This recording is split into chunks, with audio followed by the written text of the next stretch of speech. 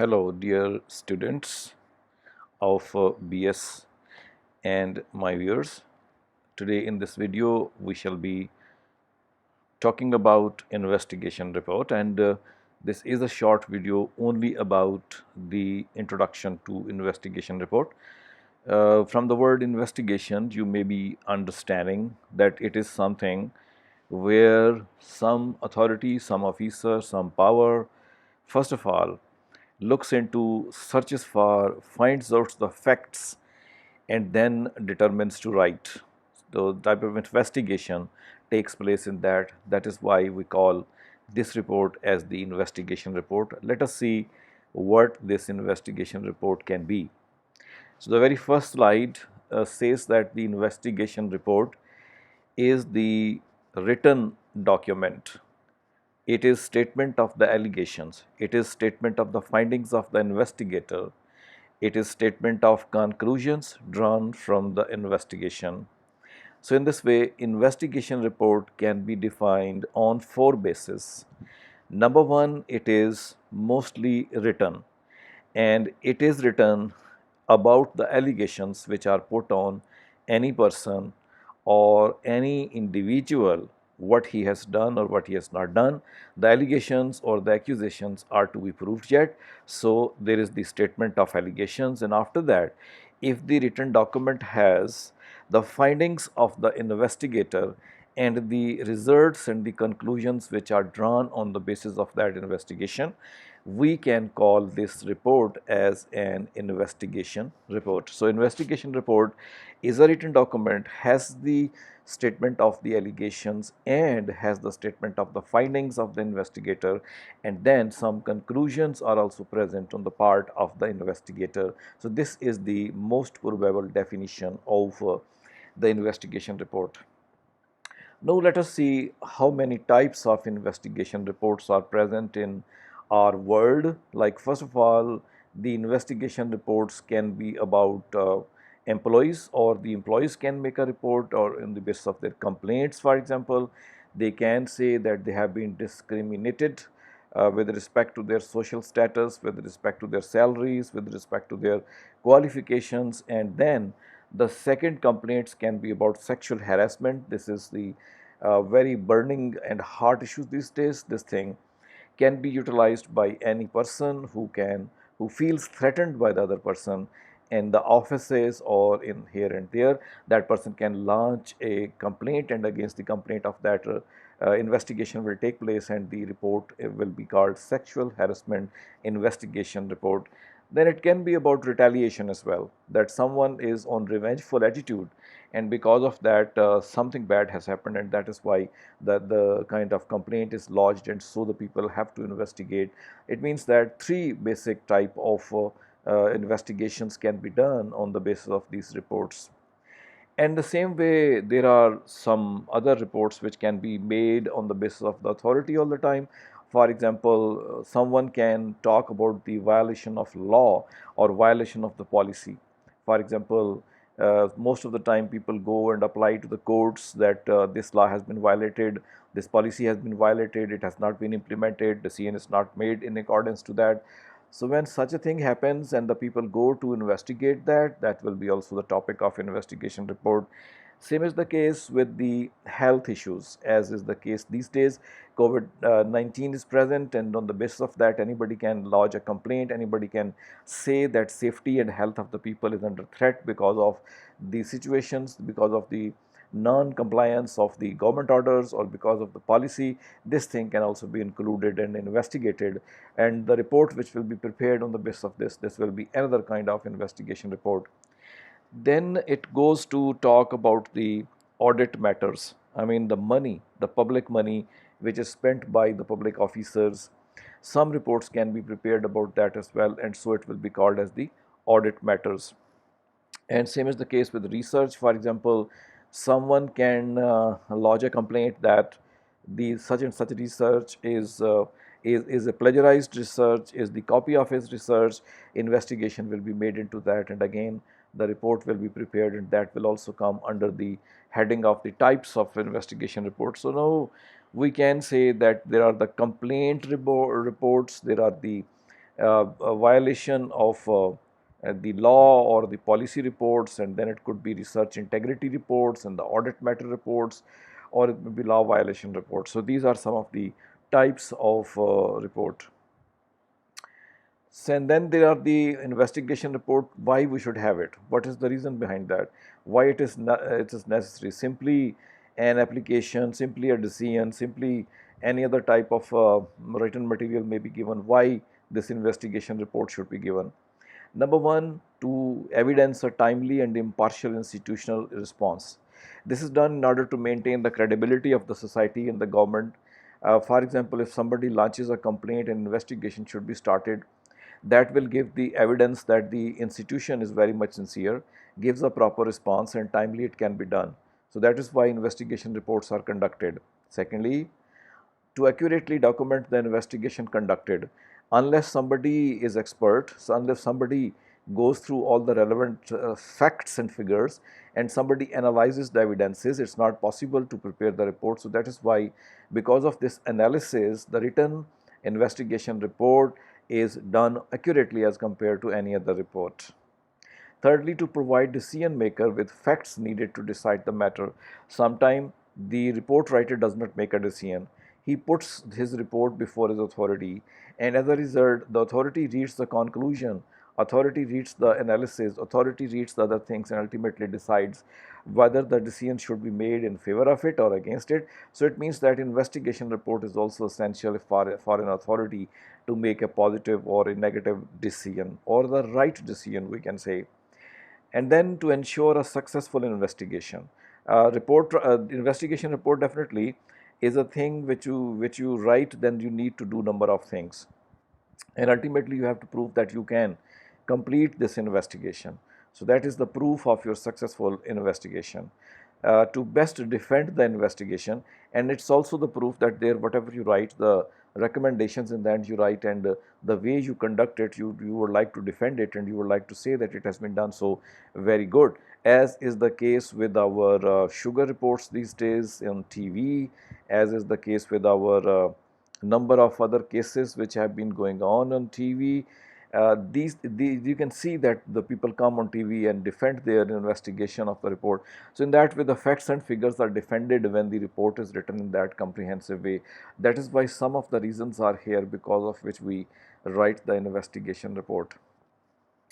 When we start writing investigation report, we should have these three principles in our mind. What are the essential components? I mean, what is the thing? What are the parts on which the report is based? How should the sections be structured? In what section of the report what should be said? That is to be decided first of all. What should be covered in each section, and then how much details of the section should be mentioned there. So these three things are essential to organize your report in your mind when you go for writing an investigation report. For example, more necessary would be to see what are the critical parts of the report. These are the factual issue, the relevant policy, the evidence, the analysis, the conclusion. The factual issue means that what are the facts? I mean, if some incident has taken place which is because of the theft or because of the murder, at that time the police needs to note down the facts. For example, what was the time, what was the place, how many people were present, what is the weapon used, what is the category of the weapon, or other facts can be there. These facts should be found out, and later on policy about that. I mean, if there is a kind of policy laid down that if some incident has taken place, it should be forgiven, or it should be taken up, or it should be punished, whatever the policy or the law is according to that, that is to be used in investigation report. Then the evidences. I mean, the investigator can go to the people and collect evidence from them orally, and then he can collect the written evidence also. And after that, he can himself collect number of evidences.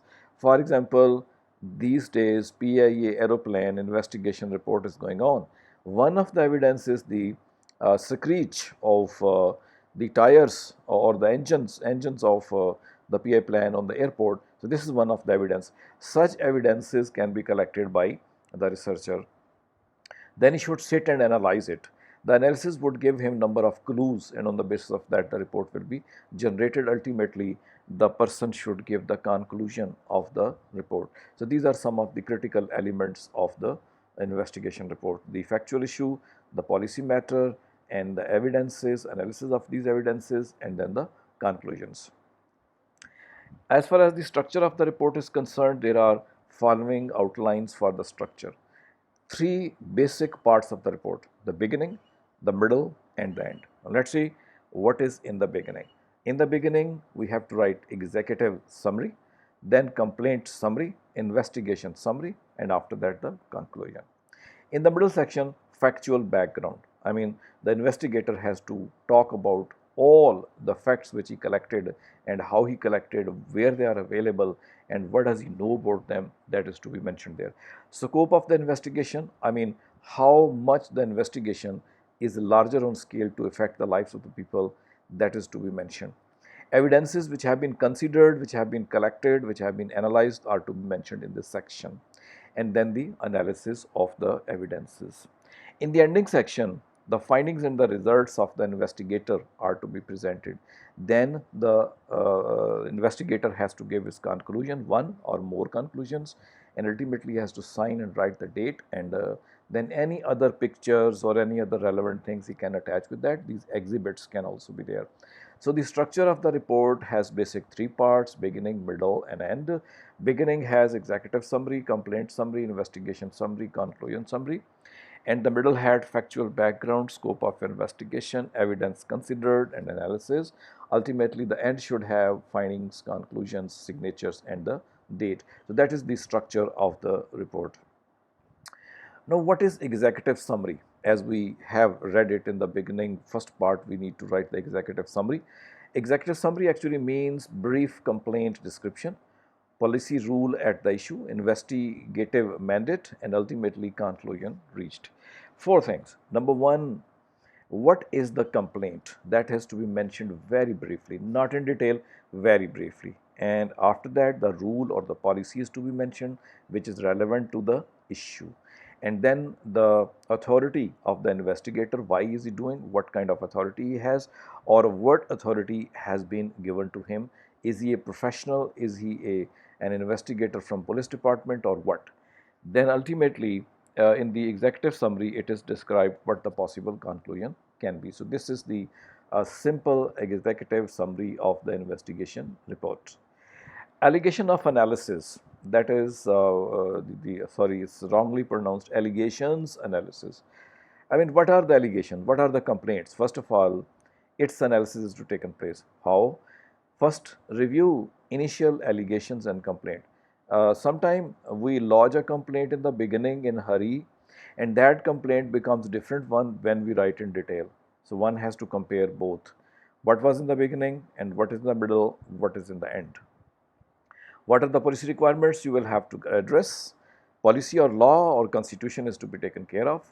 Create a report outline on day one of the investigation. The investigator has to mention in this section the report outline. I mean, what he is going to do first, second, third, what he is going to talk about. This thing should be there all the time. And these are the allegations analysis. Then the scope of the investigation. In order to know the scope of the investigation, one should ask these questions. What was the matter at issue? I mean, what is the thing which had happened? What was the scope of the review? How much the thing has been reviewed? What interviews were conducted? How many people were met and what did they say? What other evidence was considered? Besides the people, what other evidences are present? These are considered or not? What investigative process matters should be noted? How many other things are there which have been noted during the investigation? This is the scope of the investigation. These questions should be asked. Then comes the evidences, analysis of evidences. Number one, acknowledge the position of each party. The investigator or the investigation report writer has to first of all mention that the people who are involved as evidences, what is their position, who they are, what is their situation. Describe the evidence in support of each position. If the evidence is given and then the position of the person is also, then it should be linked together. Then the facts should be weighed. I mean, it should be judged, analyzed what the facts are. Identify the relevant facts. All facts will not be relevant. Many facts may be irrelevant. Only relevant facts may be associated in that topic. Dismiss the relevant facts. For example, if the things are not relevant, that should be removed. As to disputed facts, arrest credibility. Some facts can be which one party would say is relevant, other party would say is not relevant. Then you should see how or which fact is truthful, which is credible. That fact may be used, others may be removed out. So that is the consideration of the analysis of the evidence. Then are the conclusion. When the writer has taken away or talked about the facts and then he has analyzed the initial or the last part of the complaint and then he has talked about the evidences, analysis, and ultimately he should come to his conclusions. What he should say in the conclusion? Restate the policy standard for reaching a conclusion. Generally, first of all, some statement of the policy may be mentioned or the rules may be mentioned. Substantial evidence in the investigation authority. Whatever the evidence the people had got, that should be then mentioned. Burden of proof in a workplace complaint as applied by the investigator. Why it was necessary that the report should have been conducted. This is the meaning of this. Set out the findings of the fact that are needed to reach each required conclusion. Then the writer should mention the facts which are necessary, which are to be considered in order to get one conclusion. State the conclusions or more conclusions reached with reference to the applicable policy standard. Whatever the conclusion may be mentioned, it should be according to the policy of the state also. So this is the way how the conclusion should be drawn. And now in the last slide, types of conclusions I have included, though it's not the part of that, but still one should know that one type of conclusion, the sustained conclusion. Other type of conclusions are non-sustained conclusions. Then is the inconclusive. I mean those conclusions which cannot be concluded. Let's talk about these two. Sustainable. An allegation is sustained when an investigation reveals that the evidence satisfies the burden of proof in support of the allegation. I mean, if the allegation is there and it has been proved, there are many facts which are supporting it, at that time it will become sustained. And an allegation is not sustained when an investigation reveals that the evidence does not satisfy. So the evidence, if it is not satisfying the complaint, then it is not sustained. So sustained is accepted and not sustained is unaccepted. Some are which are unresolvable. So dear students and viewers, here our lesson of the day about investigation report ends. We shall be in the next part of this investigation report.